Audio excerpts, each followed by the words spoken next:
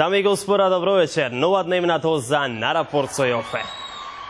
На самиот крај на оваа изборна кампања сме, уште само малку па следува предизборниот молк, веднаш потоа доаѓа и гласањето и знаете ли што забележав?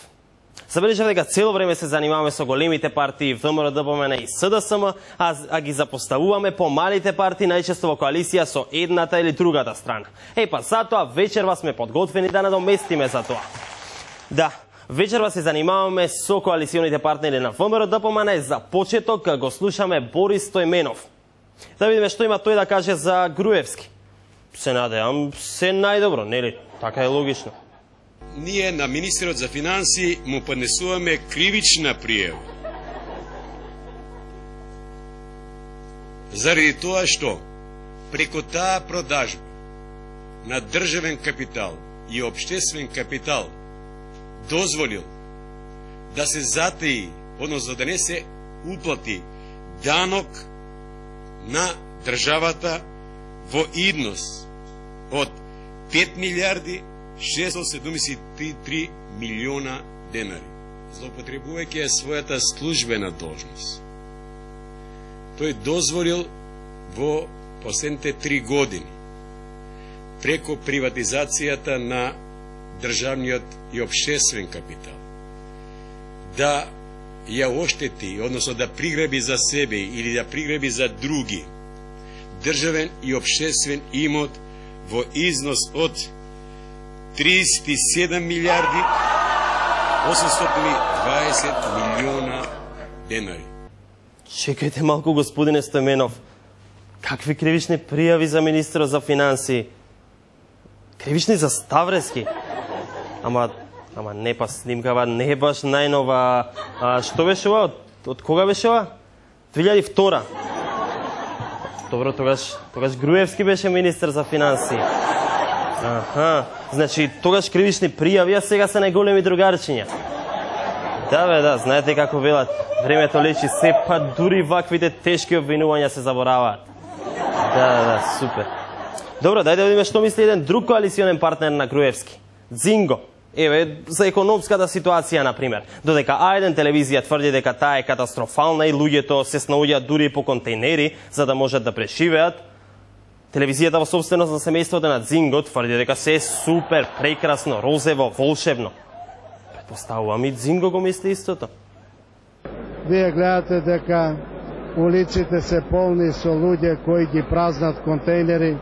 Не се работи тука само за работници, тука можете да сретнете и доктори на науки, универзитетски професори.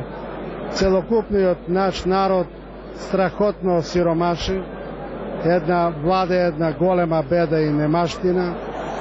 Така да, од тој аспект гледано и гледајќи општата политичка и безбедна ситуација, оваа влада сама треба практично да си поднесе оставка. Немојте вака, бе. Сега јас сум комплетно збунет и практично јас ќе си поднесам оставка и ќе си заминам. Немојте вакви изненадувања. И ова да не е од тогаш, од 2002. Да. Значи, според тоа што го кажува Дзинго, тогаш економската ситуација била катастрофална, тогаш Груевски беше министер за финанси и нели негова заслуга би било тоа. Ама добро, од тогаш помина доста време, се сменија работите. И сега Никола е доброто момче, а Бранко лошото. Дајте да заборавиме на тоа време, дајте да видиме нешто свежо, дајте ми некој митинг. Дајте ми, например, некој обраќање на Дзинго на митинг. Да го дадат гласот за спасот на Македонија. Да го дадат гласот на 15 септември, кој е историски ден за Македонија. Тој ден ќе зависи дали ќе се вратиме ние на 92 до 98 година. Дали ќе поддржиме оние од 98 до 2002 година. Или ќе кренеме по овој нов пат на иднина на спас. Тоа е правиот пат. Појдете по тој пат. Дајте го својот глас да направиме богата Македонија. Да направиме мирна, безбедна Македонија. да направиме од Македонија место за убаво живење. Така е, појдете по тој пат и дадете го гласот за спасот. Тоест, веројатно вака подобро би звучело. На 15 септември овој народ ќе ја земе судбината во своји раце. На 15 септември овој народ ќе го даде гласот за спасот. Да, токму така. Да, значи, ова е од времето кога Никола ги носеше луѓето по контейнери, а Бранко беше спасот. А сега е веројатно обратно, нели? А сега користам прилика да кажам фала на неговата мајка што го родила. Јас пак ја користам оваа прилика да им кажам фала на архивите што постојат и што ни даваат можност вака да погледнеме што мислел некој порано, што мисли сега и како тоа лесно се менуваат ставовите, па и страните.